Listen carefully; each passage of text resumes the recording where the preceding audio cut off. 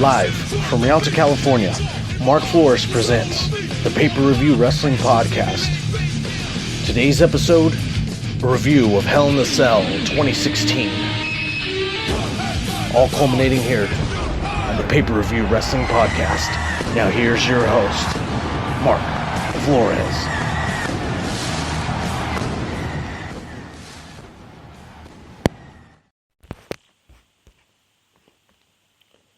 Thank you, ladies and gentlemen, for tuning in to another great episode of the Pay-Per-Review Wrestling Podcast.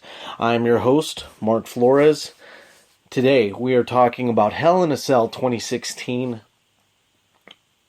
All in my eyes, all the eyes of every fan of the WWE Universe was tuning into this one event. This one event had three main events, all appearing at different times of the event itself, and the very last main event of the three showed up last, and it was Sasha Banks versus Charlotte. And this is the first women's main event on a pay-per-view in history. And two, this is the first Hell in a Cell women's match ever in WWE women's wrestling history. So it was a lot of first going on with this match itself. But I'll go into that little by little. Let me first and foremost let you know that this pay-per-review wrestling podcast has sponsors, and I'll be able to get the Game Swapper spot going as of right now. Hello, this is Mark Flores from the Mark F Podcast channel, here to let you know that this podcast episode is brought to you by Game Swappers. Come on down to Game Swappers, located at 4520 Holt Boulevard in Montclair, California, to buy, sell, and trade your current and retro video games from Nintendo Entertainment System to the PS4. Keep in mind that if you share any one of my podcast episodes through any form of social media, you'll get 10% off your entire purchase, or you'll get 10% more towards your retro game trade-ins. Follow Game Swappers on Instagram at GAMESWAPPERS. That's GAMESWAPPERS. Game Swappers. Buy, sell, and trade. Okay, now with that out of the way, let's go into the first match of the evening. This is one of the three main events going down at Hell in a Cell 2016. We have the U.S. champion Roman Reigns going against the Bulgarian Rusev. This match has two powerhouses involved in it. It was a great match going in. My expectations for this match in particular were really high, and it also delivered as well. Both men did the best they could within their moveset and within the setting of the match, using the cell itself as a weapon, always a good thing. Rule number one about Hell in a Cell matches: if you are a wrestler, you got to use the cell itself. Never try to keep it within the four corners of the ring. And another point to make out, it was actually very surprising to have this match go on first. I thought the triple main event was going to be triple stacked within the night, but when I took a step back and actually looked in at the whole event as a whole, I realized, wow, if they were able to have the three matches go on consecutively, there would have been an issue with the crowd being too emotionally invested match after match after match. To the third match, Charlotte versus Sasha Banks, they would have been emotionally spent. So after looking back at it, I was able to see that this was actually a good move to have all these three events spread out through the entire night. A couple spots to mention with this match is the Samoan drop and the spear off of the steel steps inside of the ring from Roman Reigns. I thought Rusev was doing a great job with the chains and with the kendo stick spots as well. I thought these two men, like I mentioned, within their moveset, did the best they could, and they actually put on a great opening match. It's also very great to see the cell itself drop first for an opening match. So, props to Roman Reigns and Rusev. Unfortunately, one of my predictions was correct. I want a title change, and I want Rusev having the U.S. title. That's why I mentioned to you, unfortunately. But Roman Reigns still has the title. He beat Rusev via pin, so props to Roman Reigns on that.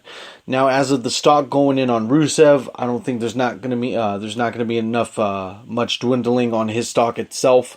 I would like to see both of these guys go on fresh feuds. the Monday after, which is coming up today. So that's the only thing I want to see. I love the match that these guys put on, and I like every match that they've put on even beforehand. But as you know, to prevent this rivalry going stale, it's best for these two to part ways for now. And then the next thing we had after this match was Kevin Owens cut a promo discussing the Universal title and discussing what his strategies to defeat Seth Rollins. And I want to let you guys know is that Kevin Owens actually put over Rusev and Roman Reigns for having a hell of a match. So I thought that was cool. It didn't make him a tweener between his heel and in a babyface role, but it actually gave props to where it was at without being without giving so much of a compliment. He just lightly touched on it and went back to his promo, which I thought was good. It's great to mention that, and it's great to put over other talent, even if you're not involved in their said feud. So I thought that was great. Another key point to make within Hell in a Cell 2016, I thought the combination of the Raw commentary team tonight was great as well. I love the fact that Corey Graves is a great heel commentator, and he's learning so well, so fast, so it's very impressive to see that. The next match we had after that was Dana Brooke versus Bayley. I didn't have this match in my review because I didn't see it on any match card on any match cards going into Hell in the Cell, so I wasn't able to have a great assessment of it. But from what I got out of the match, Dana, total heel magnet. She is doing a great job as being a heel. The only thing she really needs to improve on is just a little tweaking on her moveset, but that's it. There was a nice there's a slow leg scissor by Bayley that kind of went to the wrong side. I enjoyed the fact that Dana actually was focusing on the arm the whole night. This match went fairly quick. I think it only went about 8 to 10 minutes because then it finished off quickly with the Bayley to belly, and Bayley ended up going off with the win. It's good for Bayley on that end to get a W over Dana Brooke, just because Dana Brooke had won the previous time on Monday Night Raw. The only gripe I have about this match is the only thing wrong with the match was just time constraints. I thought that Bayley won rather too quickly without establishing like a momentum push for the Bayley to belly. I thought it was just too abrupt. I don't know whether or not they called it during the match itself, whether the referee was mentioned to was getting the call from his earpiece and to let Dana and Bayley know that they needed to end the match quick. But who knows? I just wanted to point that out, that the match went rather quick and there was no momentum swing for Bayley. The next match we had on the card here was Enzo and Cass versus the Club. Another one of my predictions going right this time. Enzo and Cass coming out with a great promo set talking about the Club. I thought that was great. The match itself was a very grueling match. The Club just went and made mincemeat out of Enzo and Cass, which they need to do. They needed a great pay-per-view to establish a good possible undefeated streak from the time being of Hell in the Cell to whenever they lose.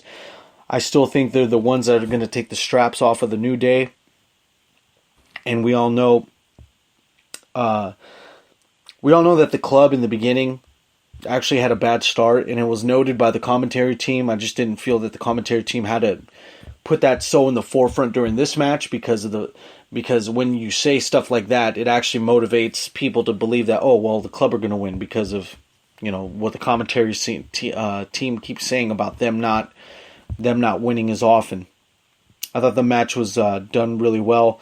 Enzo is a recipient of the Magic Killer, the finishing move from the Club, and the Club end up taking the W.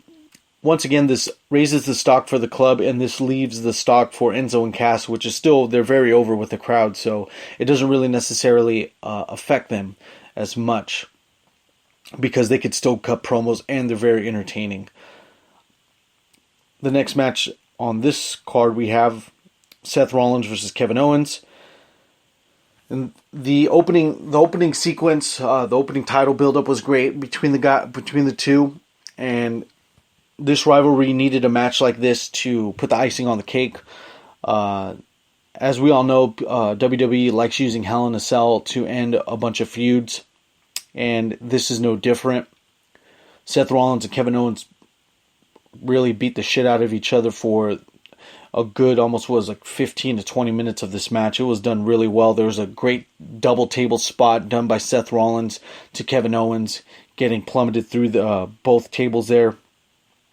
But what I want to let you guys know is that the prestige of the Universal title needs to be built up to match the title on SmackDown.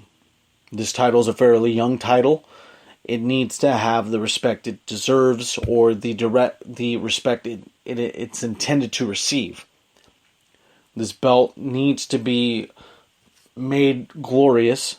This belt needs to be made to look like it's actually means something.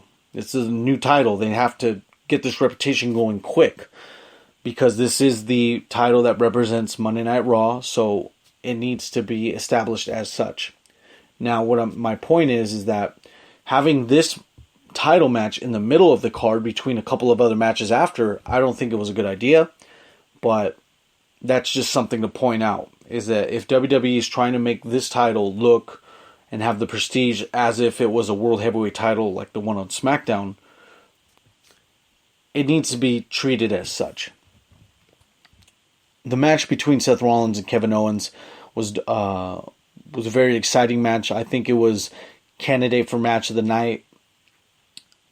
And then at the end, nearing the end of the match, you had Chris Jericho sneaking into the cage, basically helping out Kevin Owens take the victory over Seth Rollins.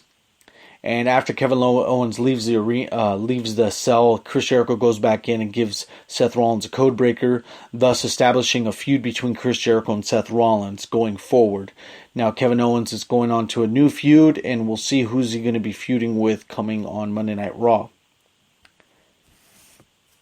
The next match on the card here is TJ Perkins versus Brian Kendrick. This is one of the few ones I've gotten incorrect on my predictions as Hell in the Cell. Great opening between the two. I thought there was a lot of there's great move sequences going on between TJ Perkins and Brian Kendrick, similar to the one at the previous night, at the previous Clash of Champions. There was a rotating crossbody done by TJ Perkins that I thought was impressive.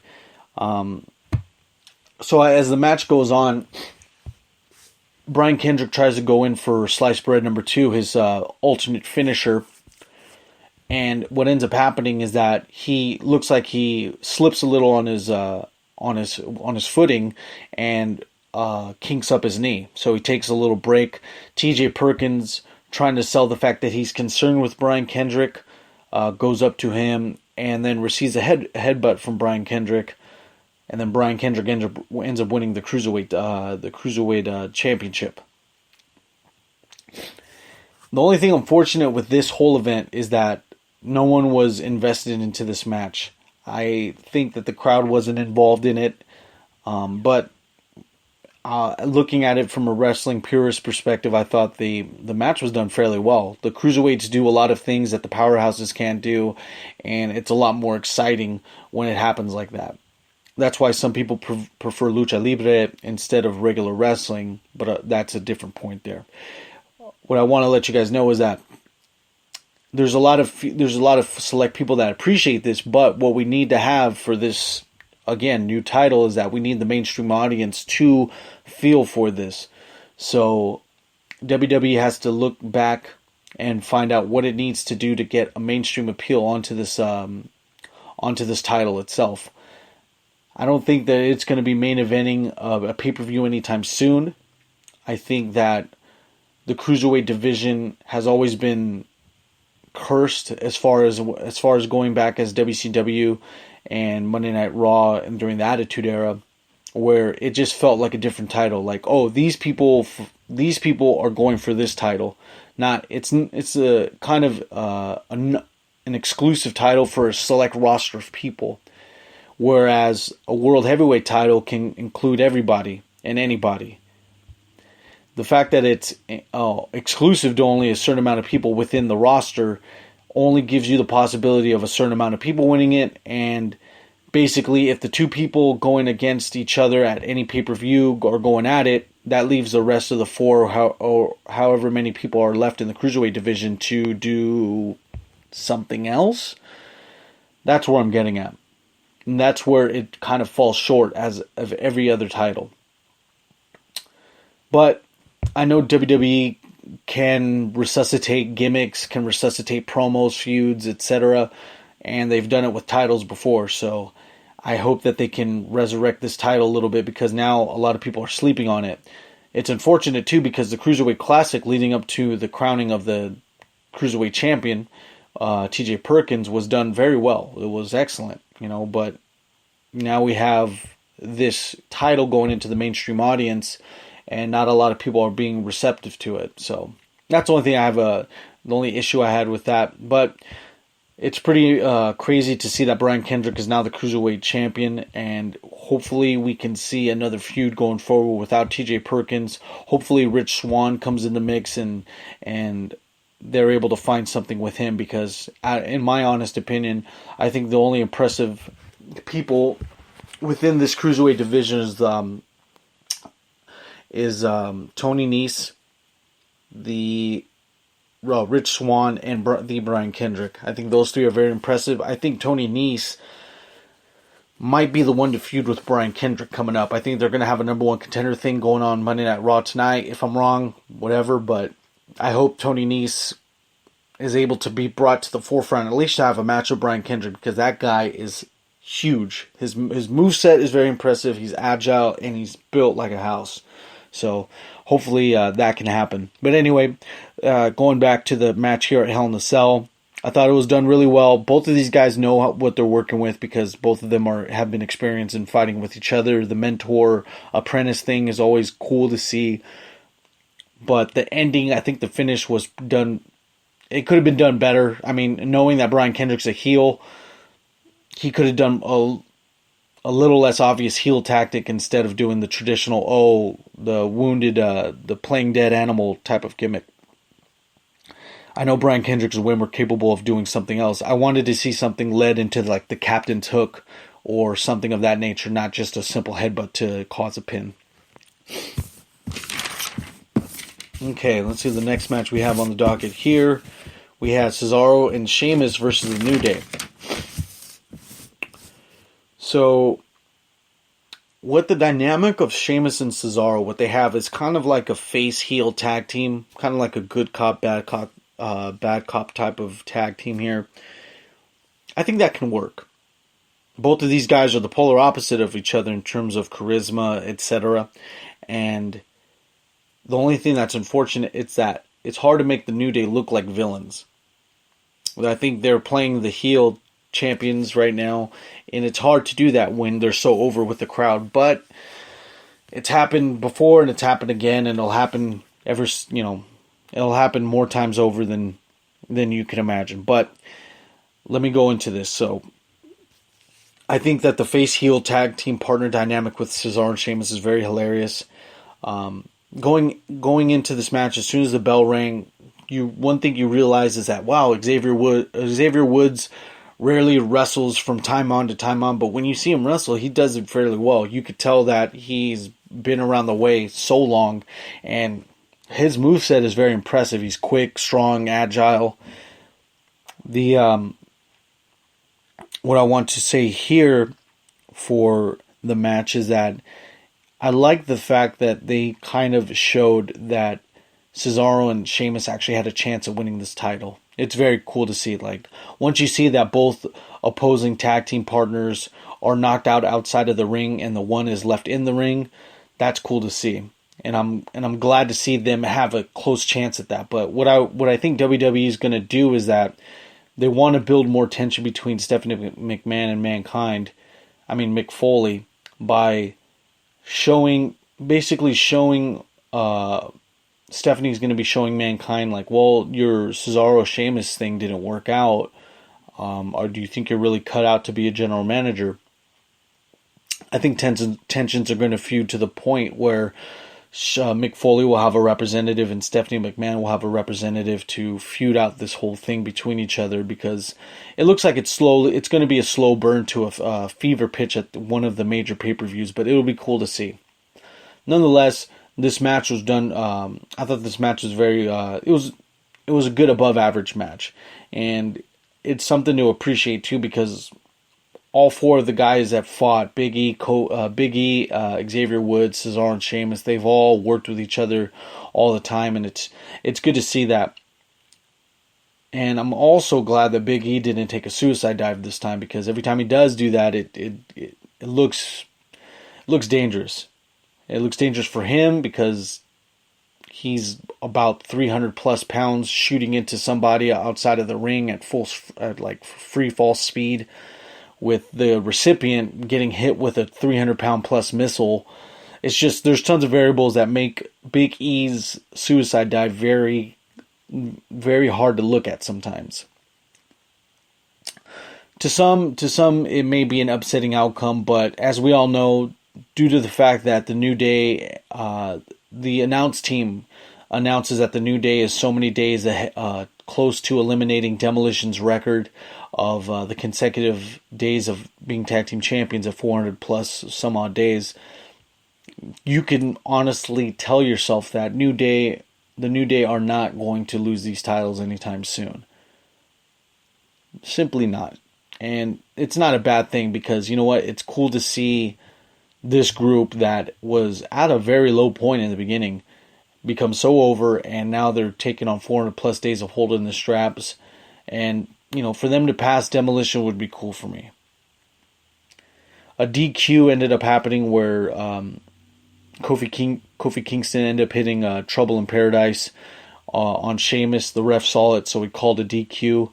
And during that whole DQ sequence, Cesaro got Xavier Woods in a sharpshooter. And at the time the ref was ringing the bell for the DQ, Xavier Woods was tapping. So it gave the impression that Cesaro won, totally sold it, which was good. But they ended up winning. So don't don't hold your breath when it comes to seeing the New Day and their titles leaving each other anytime soon. Alright, so now we get into the main event, ladies and gentlemen. Sasha Banks versus Charlotte. A bunch of firsts are involved into this match. The first pair of women to main event a pay-per-view, the first pair of women to be involved in a Hell in a Cell. And despite what the internet wrestling community thinks about said side characters being a little too involved in the match, I didn't pay attention to it. When I first watched this match, I thought both of them were ripping each other to shreds. They went through tables. Both of them were doing high spots. Charlotte was monkey flipping Sasha Banks into the wall. Sasha Banks does a suicide dive to Charlotte towards the wall of the cell. There's a lot of bumps being taken, and it just makes you cringe, because Sasha Banks is injury prone, and that's the only thing that's unfortunate about this, is the afterthoughts of you thinking about injuries. You take that out of the way, you take a step back, you look at the match itself. Man, this match was done really well. So I think the opening was very exciting, where it kind of took like a Shawn Michaels Survivor Series 97 turn to it, where they didn't even start until the bell rang. They started before the bell rang, actually. And then you had Charlotte powerbombing Sasha through a table. The false start, to me, added a sense of intense rivalry that it couldn't wait till the main event, and that's why I thought that they did that. It was a great way to troll the marks too in the crowd with them both climbing the wall, climbing the cell walls on the outside. I thought that was cool too. So Sasha goes back into the ring after being stretchered out, and one thing I want to note is that whole being stretchered out and then deciding to go back in, that whole thing has been done, and it's honestly been done so many times. It's pretty obvious to see. It's hard. It's not hard to discern between something being a shoot and a work when it comes to the medical team coming out these days. So So where we go here is this. From here, this is where we go. The end of the match kind of didn't end as both of them intended. I think Sasha Banks was supposed to go through the table, and what ended up happening is that she didn't both times, and then Charlotte just finished with the natural selection and got the pin, and she wins the women's title. My prediction didn't really go as planned. This is the second of the two. So after the whole night, I only got two of them wrong, which is pretty good with me. But looking at this match, a lot of people can criticize the fact that it was botchy, but the fact that it was, I guess some people were saying that the ref was a little too touchy-feely. But when I was looking at this match, I didn't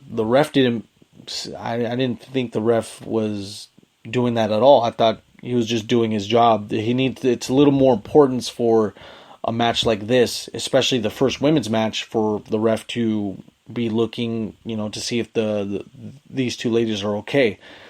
There isn't going to be any repercussions for that referee as well. I don't think so. And when I watched, like I mentioned before, when I watched this match, I didn't see any of that. That didn't even bother me at all because I didn't even focus in on it. The only reason I know that the ref was apparently too involved into this match is that people were mentioning it, but I didn't see it. So I don't know if I'm not that much of a smark. It kind of makes me think that I'm not paying attention to the ref as I should. But it's a fucking Hell in a Cell. I don't think I should be paying attention to the ref. I think I should be paying attention to the wrestlers. That's just my opinion. All in all, Hell in a Cell 2016 accomplished what it needed to accomplish. It was a main event that had two women wrestlers tear the house down. With that being said, I myself thought this match was excellent. There was a ton of incalculable variables when a match is called on the spot like this. Both Sasha and Charlotte wrestled a great Hell in a Cell match. And despite whatever people want to say about the botches or whatever, they're so small compared to the whole grandeur of Hell in a Cell with Sasha and Charlotte. It was a great match. Both of them tore the house down. They ripped each other to shreds inside the Hell in a Cell. It was really grueling, and it added an element of viciousness to the women's division. WWE needs to look at this match and see where it needs to improve on women's matches within Hell in a Cell.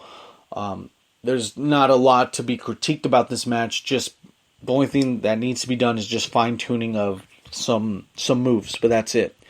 All in all, this Hell in a Cell to me was above average. It was great. It was the Kevin Owens Seth Rollins match was great. The Roman Reigns Rusev match was great.